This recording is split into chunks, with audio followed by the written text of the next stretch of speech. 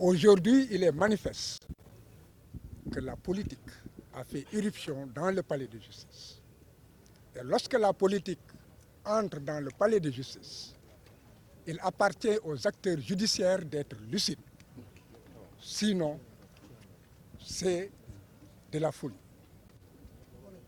Ce matin, nous avons assisté à une véritable folie judiciaire.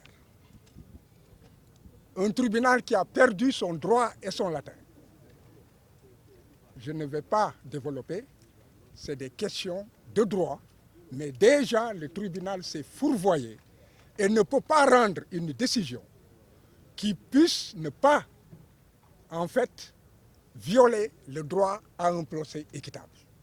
C'est du point de vue procédural, je ne développe pas. Il est manifeste que si nous avons quitté la salle, nous avons été contraints de le faire. Dans la mesure où, avant que les débats ne commencent, les avocats peuvent présenter des préliminaires. Le premier préliminaire qui était posé, c'était qu'il fallait que les avocats puissent obtenir quelques minutes. On ne presse pas un procès. L'important, c'est de rendre le bon droit.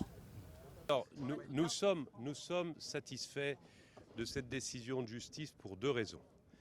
La première raison, c'est que, comme vous venez de le dire, il y a eu une condamnation pour diffamation. La diffamation, c'est un délit qui est lourd.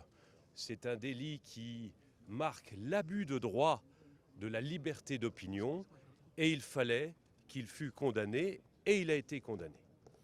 La deuxième source de satisfaction de notre côté, c'est que cette condamnation est lourde parce qu'il y a le mot prison et même prison avec sursis. Lorsqu'il y a le mot prison, c'est lourd et c'est symbolique, mais pour autant, cette condamnation est mesurée à tel point qu'elle ne le prive pas de ses droits civiques, politiques et de rester dans le débat politique. C'est-à-dire que les juges n'ont pas rendu une décision politique, les juges ont rendu une décision judiciaire.